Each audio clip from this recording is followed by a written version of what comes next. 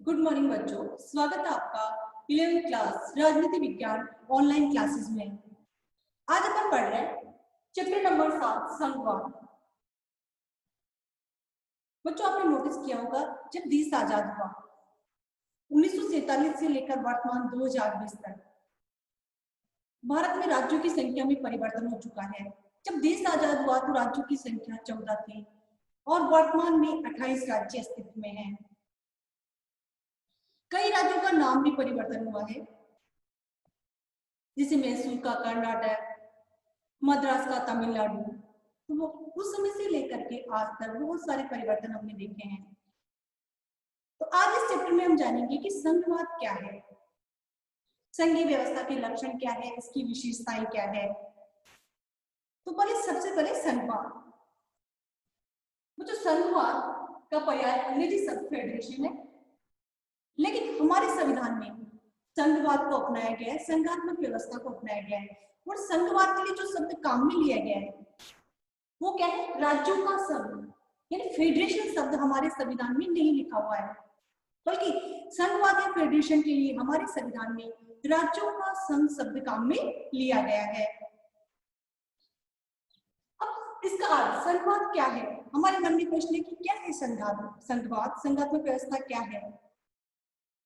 सत्ता का एक से अधिक स्तरों में विभाजन करना संघवाद कहलाता है। अब मन में प्रश्न आपके ये उठ रहा होगा कि सत्ता का विभाजन एक से अधिक स्तरों में कैसे हो सकता है? तो इसका अर्थ ये है कि जैसे हमने सुना है कि हमारी केंद्र सरकार होती है, राज्य सरकार होती है, ग्रामीण स्वशासन है। तो यही सत्ता का एक से अधिक स्तरों में विभाजन है। जैसे अपने यहाँ पर सबसे पहले बच्चों आप सभी को विदित है, सबसे पहले केंद्र सरकार है, केंद्र सरकार, फिर इसके बाद में राज्य सरकार, फिर इसके बाद में ग्रामीण स्वशासन।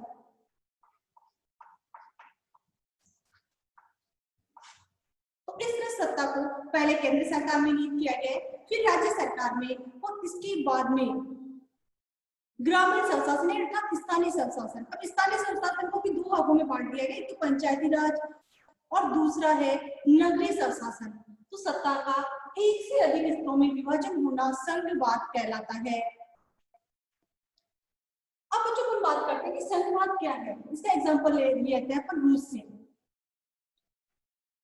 द्वितीय महायुद्ध के बाद में, द्वितीय विश्व युद्ध के बाद में विश्व में दो महाशक्तियां थी, सोवियत संघ रूस और अमेरिका, जैसा हम सभी को विदित है। लेकिन 1989 के बाद में 1993 ईस्वी में सोवियत संघ रूस का विघटन हो गया। उसके अनेक राज्य उससे अलग हो गए और उन्होंने मिलकर के एक अलग स्वतंत्र राज्यों का राष्ट्रमंडल बना लिया। तो इसका कारण क्या था? क्योंकि वहां पर सत्ता का बहुत अधिक केंद्रीकरण होने लग गया था। क्योंकि रूस में भी बहुत सारे राज्यों से मिलकर के संघ बना हुआ है, भारत में भी ये स्थिति है, 28 राज्य मिलकर के 28 राज्यों से एक संघ बना हुआ है। लेकिन रूस की स्थिति अलग है, वहां पर संघवाद है, लेकिन वहां पर जो राज्य है उन्होंने मिलकर के एक संघ बनाया है। तो ऐसी स्थिति में सत्ता का बहुत ज्यादा केंद्रीकरण होने के कारण कि वो राज्य अलग हो गए। उस समय राष्ट्रपति रूस के थे मिखाइल गोर्बाचोव। उन्होंने दो नीतियां अपनाई, पेरिस्टाइट और ग्लासनोस्ट, और उसके बाद में रूस में राज्यों का विघटन होना शुरू हो गया। उज्बेकिस्तान जैसी देश जहाँ की संस्कृति अलग है, भाषा अलग है, तो अगर किसी भिन्न भाषा, जैसे अपन दक्षिण भारत की बात करते हैं, अपने दक्षिण भारत में अलग भाषा बोली जाती है, अगर जबरदस्ती हिंदी ला देंगे और उत्तर भारत के अपने अलग संस्कार है तो उनको दक्षिण भारत वालों पर ला देंगे तो क्या होगा? एक आक्रोश नजर आएगा। यही वहां पर हुआ। उज्बेकिस्तान जैसे जो राज्य थे जिनकी संस्कृति अलग थी, भाषा अलग थी, उन पर केंद्र वाली चीजें लादना शुरू हुई। ऐसी स्थिति में विघटन होना शुरू हो गया। कुछ अन्य राज्य जैसे चेकोस्लोवाकिया, यूगोस्लाविया और पाकिस्तान को भी अपने देश का विभाजन स्वीकार करना पड़ा। जब केंद्र की जो सरकार है वो अन्य राज्यों की शक्तियां छीन लेती है, सत्ता का केंद्रीकरण हो जाता है, तो फिर ऐसी स्थिति में राज्यों का विघटन शुरू होता है, देश का विभाजन भुगतना पड़ता है। 1971 ईस्वी में अपने पड़ोसी देश पाकिस्तान का विभाजन हुआ और एक नया देश बांग्लादेश अस्तित्व में आया। कहने का मतलब समझ चुके हैं बच्चों की संघवाद इसलिए अपनाया जाता है कि सत्ता को बांट दिया जाए। अगर सत्ता को बांट दिया जाएगा केंद्र सरकार से राज्य सरकार में, राज्य सरकार से स्थानीय स्वशासन में, तो ऐसी देश के विघटन की स्थिति उत्पन्न नहीं होगी, जैसा कि रूस में हुआ, पाकिस्तान में हुआ, बहुत सारे दूसरे देशों में हुआ। तो संघवाद किसी देश में, विविधता वाले देश में एकता को बनाए रखने के लिए बहुत आवश्यक है। अब बात करते हैं बच्चों वेस्ट इंडीज। वेस्ट इंडीज की क्रिकेट, वैसे क्रिकेट टीम के नाम से पहचाने जाते हैं वेस्ट इंडीज की टीम, क्योंकि वेस्ट इंडीज देश है, बिल्कुल वेस्ट इंडीज भी एक देश है, कंट्री है, और वहां भी संघवाद को अपनाया गया है। अब भारतीय भूभाग जिसमें बहुत सारी विविधताएं हैं, हर एक राज्य की अलग भाषा है, एक अलग संस्कृति है, तो हमारे संविधान निर्माताओं ने सोच समझ करके संघवाद को अपनाया ताकि विविधता वाले इस देश का विघटन नहीं हो और राज्य स्वतंत्र होने की डिमांड नहीं करे। इसलिए हमारे देश में एकात्मक शासन व्यवस्था के स्थान पर, एकात्मक शासन व्यवस्था में सारी शक्तियां केंद्र सरकार में नहीं होती है, तो एकात्मक शासन व्यवस्था के स्थान पर हमने संघवाद को चुना ताकि देश का विभाजन नहीं हो और राज्य को शक्तियां प्राप्त रहेगी, तो भारत एक होकर के रह सकेगा। अब हम संघवाद के लक्षणों की बात करते हैं। तो संघवाद का पहला लक्षण है, संघवाद एक संस्थागत प्रणाली है। इसमें दो प्रकार की राजनीतिक व्यवस्था को समाहित किया गया है, एक केंद्र सरकार,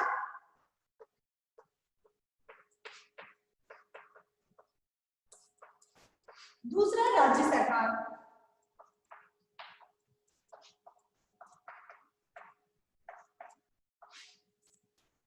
तो संघवाद व्यवस्था का पहला लक्षण है, यहाँ पर दो सरकारें होती है, एक केंद्र सरकार होती है और दूसरी सरकार होती है, दूसरी राज्य सरकार होती है।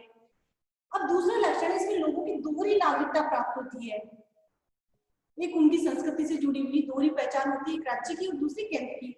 हालांकि भारत एक अपवाद है, इसमें भारत में संघात्मक व्यवस्था को अपनाने के बावजूद इकहरी नागरिकता प्राप्त है, दोहरी नागरिकता प्राप्त नहीं है, लेकिन मोस्टली अमेरिका है, रूस है, कनाडा है, इन सब में संघीय व्यवस्था में दोहरी नागरिकता दी गई है, एक केंद्र की नागरिकता होगी, दूसरी उसके राज्य की। दोहरा संविधान होता है, लेकिन अपने भारत में विविधता को ध्यान में रखते हुए, एकात्मकता बनाए रखते हुए एक ही नागरिकता दी गई है। वैसे इसकी विशेषता है कि इसमें दोहरी नागरिकता प्राप्त होती है। अब बच्चों हम बात करते हैं तीसरे लक्षण की, इसमें लिखित संविधान होता है, संविधान लिखित होगा, साथ ही इसमें शक्तियों का विभाजन होता है, शक्तियों को 3 भागों में बांट दिया जाता है, संसूची फर्स्ट, संसूची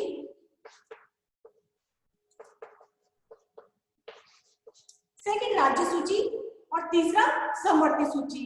इसलिए शक्तियों को 3 विभागों में बांट दिया जाता है। संघ सूची पर कानून केंद्र सरकार बनाएगी, राज्य सूची पर राज्य सरकार, और समवर्ती सूची पर केंद्र और राज्य, दो ऐसे विषय शामिल होते हैं जिस पर केंद्र और राज्य दोनों कानून बना सकते हैं। अवशिष्ट शक्तियां वे होती है जिसका संविधान में उल्लेख नहीं, लेकिन अगर वो बच जाती है, जो जिनका इनमें उल्लेख नहीं होता संघ राज्य सूची में, तो जिसका संघ और राज्य सूची में उल्लेख नहीं होता है वो अवशिष्ट शक्तियां होती है, उस पर केंद्र सरकार कानून बना सकती है। अब बच्चों को बात करते हैं तीसरा लक्षण, लिखित। तीसरे लक्षण के चौथे लक्षण के अपन बात करते हैं, स्वतंत्र न्यायपालिका होती है, केंद्र और राज्य के मध्य विवादों का निपटारा करने के लिए एक स्वतंत्र न्यायपालिका होती है, जो कि कार्यपालिका और विधायिका के अधीन कार्य नहीं करती है। तो संघात्मक व्यवस्था के 4 लक्षण अपन ने पढ़े। पहला, इसमें 2 प्रकार की राजनीतिक व्यवस्था होती है, केंद्र सरकार और राज्य सरकार। दूसरा, इसमें लोगों को दोहरी नागरिकता प्राप्त होती है, एक केंद्र की और दूसरी राज्य की। तीसरा, इसमें लिखित संविधान होता है, शक्तियों का विभाजन होता है, संघ सूची, राज्य सूची और समवर्ती सूची में। और चौथा, एक स्वतंत्र न्यायपालिका होती है, जो कि केंद्र और राज्य के मध्य विवादों का निपटारा करती है। तो संघवाद के वास्तविक कामकाज का निर्धारण राजनीतिक, संस्कृति, विचारधारा और इतिहास की वास्तविकता इसके स्रोत होते हैं। आपसी विश्वास, सहयोग, सम्मान और संयम की संस्कृति हो तो संघवाद का कामकाज आसानी से चलता है। राजनीतिक दलों के व्यवहार से भी तय होता है कि संविधान किस रास्ते पर चलेगा। और यदि कोई इकाई, प्रांत, भाषा, समुदाय, विचारधारा पूरे संघ पर हावी हो जाए तो दबदबा कायम करने वाली ताकत के साथ जो इकाइयां लोग नहीं है उनमें विरोध बनता है, और अगर शक्तियों को बांट दिया जाता है तो संघवाद आसानी से चल सकता है। Thank you.